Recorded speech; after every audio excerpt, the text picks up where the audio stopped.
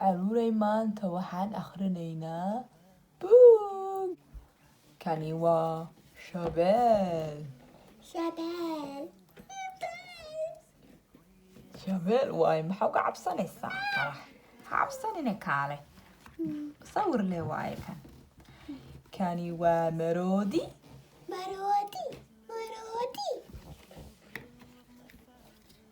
Tani waa lo'gisi. Kanina waa libaax.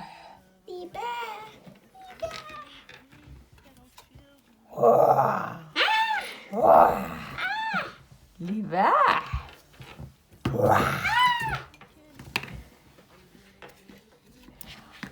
Ayuuy, kani waa waraabe.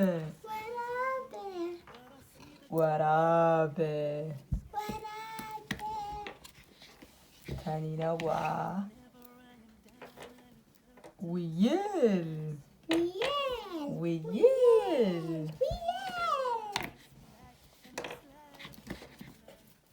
Kani waa geri. Kanina waa dameer farow.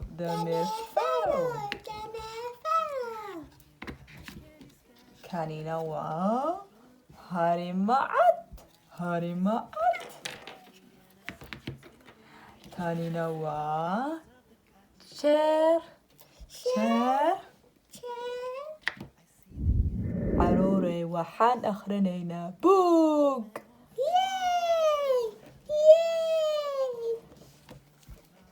Inantii nacbayd buugaagta.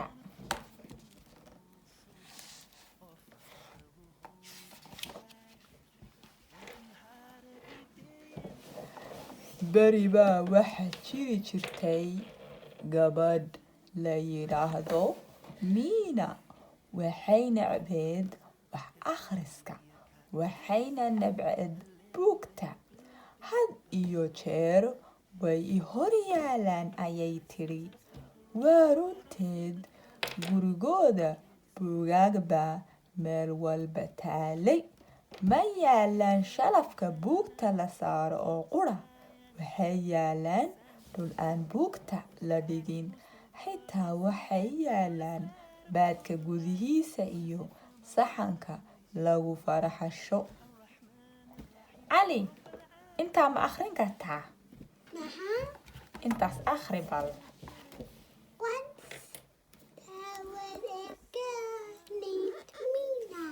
She hated to read and she hated books. They're always in the way, she said. And this was true.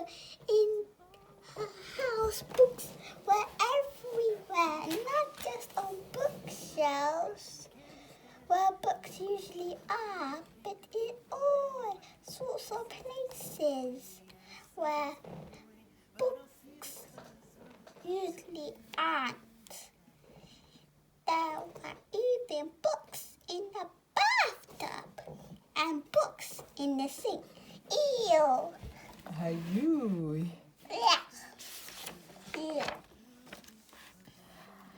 Taa waxaa ka sii daran Miina waalidkeed had iyo jeer buugaag kale ayay keenaan oo qaar ay soo iibsadeen iyo qaar ay soo amaahdeenba leh.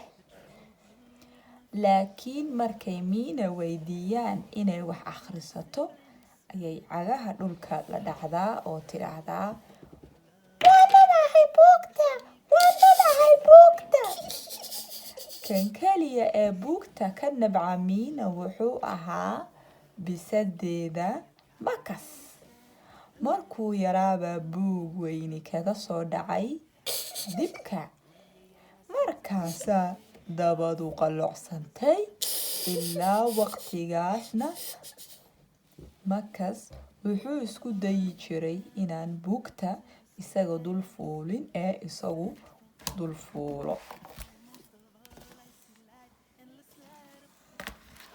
Farax, intaas ma akhrin kartaa?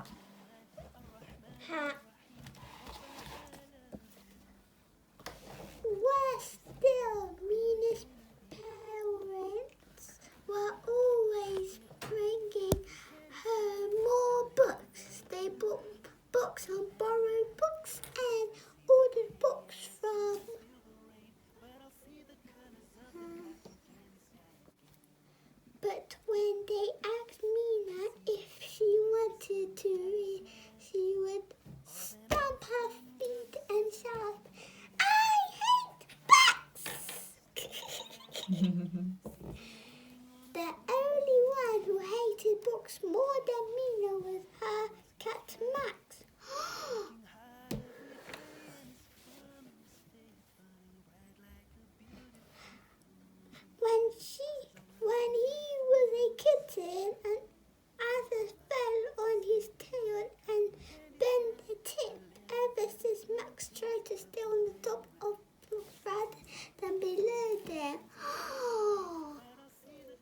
subax baa Miina kijada gashay si ay u quraacato.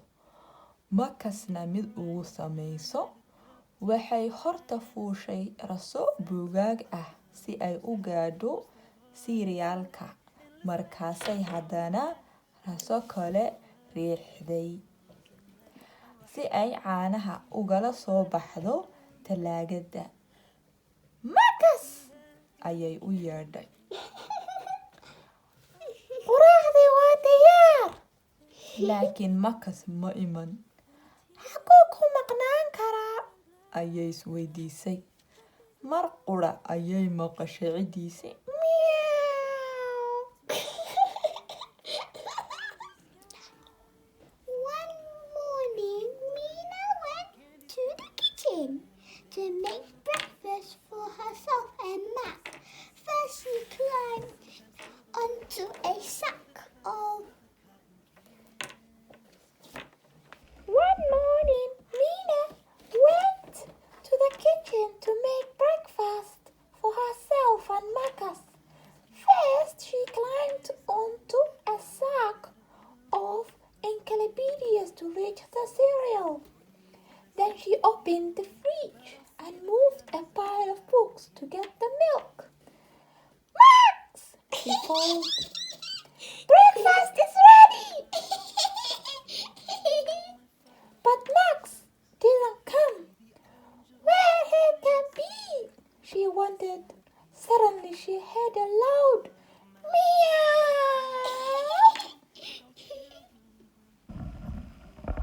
Markaasay qolka cuntada u carartay. Waxay aragtay kiyoo dul saaran rasada buugta ah ee guriga ugu dheer. Dhammaantood waxay ahaayeen buugtay waalidkood u soo iibsheen oo ay diiday inay akhrido. Ha warwarin Makas! Ayay Miina ku tiri. Anaa ku soo dejinayee! Markaasay kortay rasadii buugta ahayd. Markii hore way u sahlanayd waayo buugta sawirku waxay lahaayeen jaldi adag. Laakiin markay gaadhay kuwa jaldiga xaashada ah leh ayay cagteedii siibatay. She ran into the dining room and there he was stuck on top of the tallest pile of books in the house. Were all the books her parents had bought her and she had refused to read. Don't worry, Max, Mina called up to him. I will save you. Mina started to climb the pile of books. At first it was easy because the picture book had hard corners. But when she reaches the paperbacks, her foot slipped. Way soo dhacday oo buugtii kala daateen. Waxay ahayd markii ugu horeysay ee buugtaas xaashiyahoodu kala furmeen.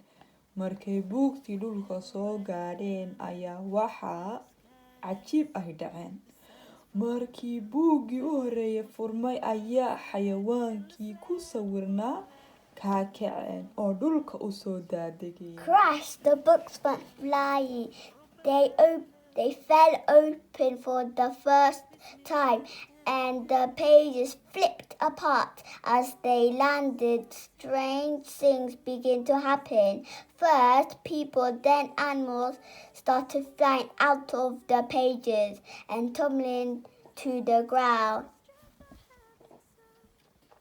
Waxaa ka soo baxay ina boqor iyo raxyaan, kadibna eey iyo 3 doofaar.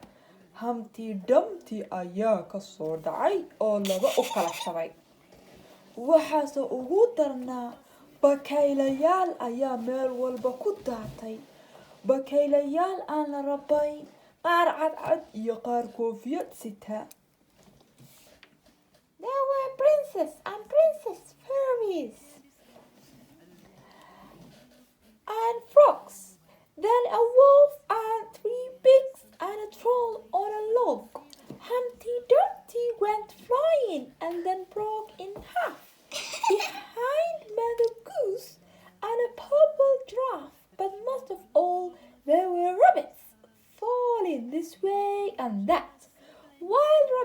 and white rabbits and rabbits with hats.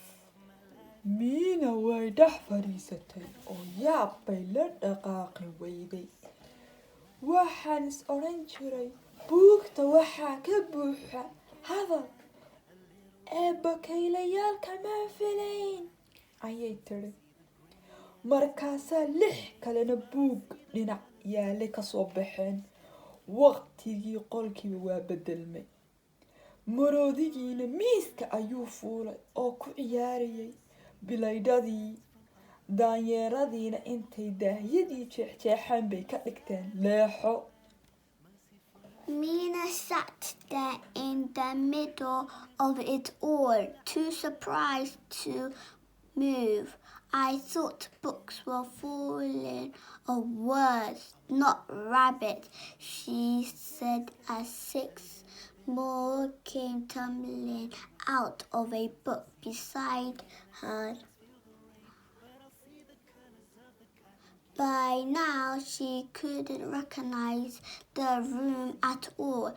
The elephant was balancing on a coffee table, juggling the good china plates. The monkeys had torn down the curtains and were using them as cake.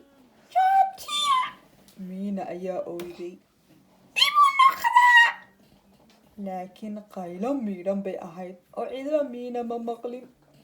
Markaasay soo qabatay bakayle oo istiri ku xaree buugga waxa kariska, laakiin aad buu uga baqay oo gacanteedii ka siibtay. Sidani socon mayso, Mina tiri. Mid walba maan weydiiyo buugay ka soo baxeen. Stop! cried Mina. Go back! But there was so much noise that no one heard her speak. She grabbed the nearest rabbit and tried to stuff him into a cookbook, but that scared him so much he wriggled out of her grasp and ran away. This won't work, said Mina. I don't know who belongs in which book, she thought for a minute. I know, she said. I will just ask everyone where they belong. Mina waxay ka heshay miiska hoostiisa. Ey ooyaya. Garan maayo inaan ka soo baxay buugga Little Riding Hood iyo The 3 Little Pigs. Markaasuu ooyay oo maradii miiska saarneed isaga duufiyey. Laakiin Mina waxba uma qaban karto, waayo labada buug mid horena umay akhrin. Markaasaa fikrad kale ku soo dhacday. Buuggii ugu sokeeyay ayay soo qaaday oo sare u akhriday. Baby, waxaad heli jirtay dhul fog. Mina found a wolf sopping under the table. I can't remember if I am from Little Riding Hood or the 3 Little Pigs. He wailed and blew his nose on the tablecloth. But Mina couldn't help him because she had never read either story. Then she had another idea. She picked up the nearest book and began to read aloud. Once upon a time, she began, in a land far, far away. Markaasaa xayawaankii qunyar wada joogsadeen oo ku soo dhawaadeen si ay u maqlaan wixii dhacay. Isla markiiba Mina ayay hareeraha ka soo fadhiisteen oo dhegaysteen. Markay bilowday bogga labaad ayaa doofaaradii soo boodeen oo yidhaahdeen, kuwaasi waa annaga, waa bogayagii. Intay dhabteedii ku soo boodeen ayay buuggii galeen. Mid ayay u akhriday buugtii oo dhan. Xayawaankiina mid walba wuxuu helay buuggii ay ka yimaadeen. Slowly the creatures stopped jumping and chattering. They crept closer and closer to hear what happened next. Soon they were all sitting around Mina listening to her read. When she reached the top of the second page, the pigs jumped up. That's us! They cried. The us our page! They leaped into her lap and disappeared into the book. One by one she began reading all her books, and one by one everyone found out where they belonged. Ugu dambayntii waxaa qolkii ku soo hadhay bakayla yar oo kood buluuga ah xidhan. Waxay ku fakartay, talow aan iska haysto bakayla yar. Markii ay dhammaantood wada noqdeen ayay cidlootay, laakiin bakaylaha yari wuxuu doonayay inuu gurigiisii ku noqdo. Markaasuu Miina buuggii ugu dambeeyay furtay. Bakaylihii yaraana waa ku booday. At last, there was just one little rabbit in a blue coat left in the room. Maybe I could keep this rabbit with me, she thought. She was feeling lonely now that everyone else had gone. But the little rabbit wanted to go home.